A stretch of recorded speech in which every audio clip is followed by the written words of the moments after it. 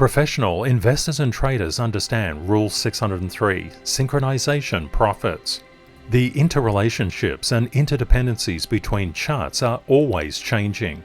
Understanding how the Tier 1, Tier 2 and Tier 3 charts are all interconnected is very important to becoming consistently profitable. This is exactly why professionals seek to understand the market pulse and where smart money is buying and selling through CTKS structure. In this video, we're going to focus on the DXY and the intercorrelation and interconnections between the S&P 500, Bitcoin, gold, junk bonds, the US 10-year, the US 2-year, as well as silver. Before we get started, I'd just like to say a big, huge thank you for all your kind comments in episode 1000 and 1001. Kate and I are so incredibly grateful. Thank you for being here. Now, let's run the numbers.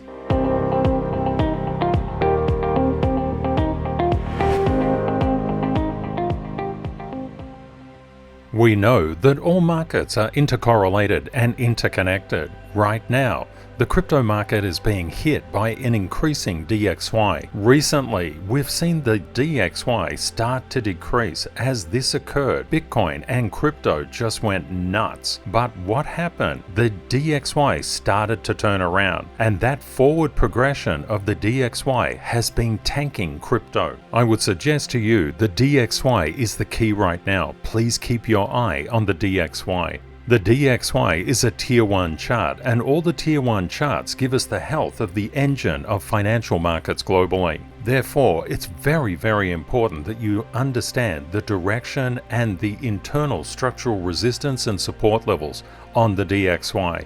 As a former lecturer in first and second year statistics, one thing that I've seen, countless students had trouble with mathematics because they didn't have the foundations.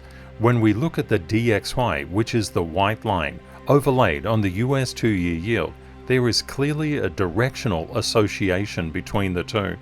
Let's just zoom back a little bit and see if this is holding up. Yes, it looks to be the case. For example, if the US 2-year yield goes up, the DXY is also going up. We're not saying it's a causal relationship. We're not saying the DXY causes the US 2-year to go up or vice versa, but they are very, very tightly correlated. You can see that from a directional stance, we've got a fairly good alignment with the 2-year yield and the DXY. This would lead a lot of people to suggest that when the DXY goes up, the US 2-year yield must go up.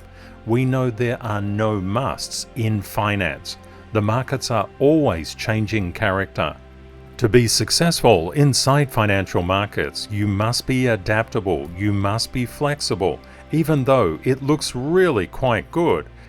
Let's just start to zoom out a little bit and see where this directional association is going. Once upon a time, just a couple of minutes ago, we thought that there was a very strong relationship, and there is a strong directional correlation. But when you look at this correlation, it becomes much weaker. You can see the US 2-year yield is much more volatile than the DXY. But you also know from a directional stance, the US 2-year yield and the DXY do tend to follow each other, and this makes a lot of sense. As a professional investor and trader, you're always looking to cross-triangulate all market movements. Rule 446, all markets are intercorrelated and interdependent. Professionals always stack probabilities. How do we do that? We go back to our Tier 1 charts and Tier 2 and Tier 3. We know that there's a strong directional correlation between the DXY and the US 2-year yield. We also know when the DXY comes up, it plays havoc inside the crypto market, as well as commodities, and especially if yields are coming up at the same time. Looking at the US 10-year yield, and you could consider this like your mortgage rates, we can see when we've overlaid the DXY, which is the white line, it does have that directional relationship. Does it hold up every time? No, it doesn't. But on the main, in the balance, yes it does. Sometimes it can move opposite. The DXY can be either going up or going down. It can be leading or it can be following. But on average, it's moving in directional correlation. One thing that I have noted, when people look at a specific relationship, they feel that it has to obey 100% of the time. Financial markets are not so simple. This is not the way the game is played. Financial markets are inherently complex. They take a lot of time to understand. Now let's zoom out a little bit and see where the US 10 and the DXY come together. When we're looking at a directional correlation, it's pretty good, and the actual correlation is not bad either. The two are very different from each other. But we can definitely stack probabilities, and we can say if the DXY is going up, we expect the US 2-year and the US 10-year to be going up as well. Silver is a tier 2 chart, gold is a tier 1 chart. When we look at the DXY, the white line overlaid across silver, we can see something pretty interesting. When the DXY is coming up, what's silver doing? Often, interrelationships become much clearer when you see a big breakdown and a subsequent big break up in another. And what we can see here, as the DXY just went nuts, it went up. What happened to silver? It came down. What happened here? The DXY decayed. What does silver do? It exploded. We of course have to do a little bit more research than that. We just don't want to assume something, but we can see the DXY coming down and silver going up. What do we see as time progresses and we zoom out? Do we see an inverted relationship between the two? Well, let's flip it around and find out. I've just inverted the chart of the DXY versus silver, and you can see there's quite a negative directional correlation between the two. But silver has done something rather interesting recently. It started to break out. When we zoom in, we can see that inverted directional correlation is still holding. But the concept is, what we also see is a divergence between silver and the DXY. This means as the DXY goes up or down, silver is overextending its own power. We often see this in Bitcoin versus the alts. When people first start trading and investing, and say you were just trading and investing silver, most people wouldn't even think to look at the DXY. They wouldn't think to look at the US 2-year, the US 10-year yields. They wouldn't think to look at Bitcoin or total crypto market cap, because after all, what's the matter? They're just investing or trading in silver. But this is a huge mistake. You cannot be consistently profitable unless you understand the movements of Tier 1, Tier 2 and Tier 3 charts. Stacking probabilities at the start can be very daunting. When we zoom in on gold and the DXY, it's pretty obvious there's an inverse directional correlation. If I flip it around, you can see it much more clearly. If the DXY is going up, guess what's happening to gold? On average, it's going down. And if the DXY is going down, what's happening to gold and silver? You got it. It's going in the other direction. We can see also a bit of a divergence here between gold and the DXY. The DXY's power is lessening its grip on gold and silver. When we zoom out a little bit more, we can see that the relationship, the inverted relationship between the DXY and gold holds over time, but it's not a perfect one. If I was to uninvert the relationship, it would look like this. As the DXY goes up, poor old gold, it's getting hammered. What about here? As the DXY goes down, gold is having a field day, as is silver. Professionals must always stack probabilities, and they need to stack the correct ones. When we look at the DXY, the US 10-year yield, silver and gold, what are we actually seeing? We're starting to see a pattern or a picture forming. Let's have a look at the DXY versus Bitcoin. Bitcoin is a very risk-on or risk-off asset class. One thing to note, crypto is like an alt when it comes to the main markets. The market capitalization of the entire crypto industry is just a fraction of that inside the stock market, the bond market, and Forex. That means external events can push Bitcoin and hence crypto around all over the place. These external events can easily cause directional correlations to break down. What would happen if we inverted this? Let's have a look. We can see the DXY on an inverted scale roughly follows the trajectory of Bitcoin. Now, what does this mean? If the DXY is going up, we would expect crypto to be coming down, but not necessarily at that specific time, because crypto can be pushed around by a wide variety of things. You can see quite a few times crypto has behaved a little bit differently than what the correlations could suggest, but on average they're holding.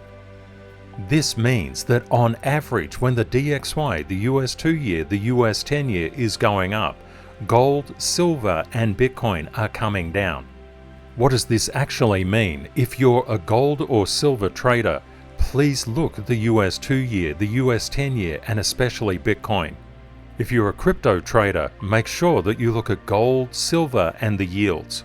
When people first get into financial markets, they want very simplistic answers. Financial markets are not simplistic.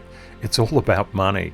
And when you think about that, the institutions are not going to make it that easy for you to profit. When we look at the S&P 500 versus the DXY, what do we notice? If I invert the scale, you can see a fairly good negative or inverse directional correlation between the DXY and the S&P 500. But on looking a little bit closer, it's not that direct. And this is the thing that you must always understand, and something that's taught very extensively inside the masterclass. A lot of people on YouTube will cherry pick data. We do not do that.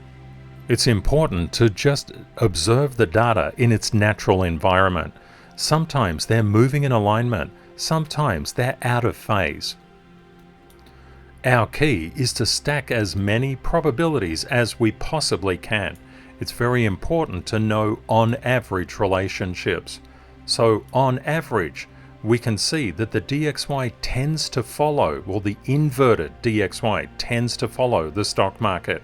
If the DXY is spiking up, we have a greater than 80% probability that the S&P 500 is following in the inverted direction. It doesn't always hold. Sometimes you get a very clear distinction between what is occurring inside the market. Interdependencies and interrelationships are always changing. You must keep current. As a professional, you're always seeking to apply Rule 603, synchronization profits. To remain in synchronization with financial markets, and you can see there's so many of them, you must be flexible. I've heard so many times people say there's an inverted relationship between the DXY and something else. That relationship will be broken. Guaranteed. Make sure that you stay flexible.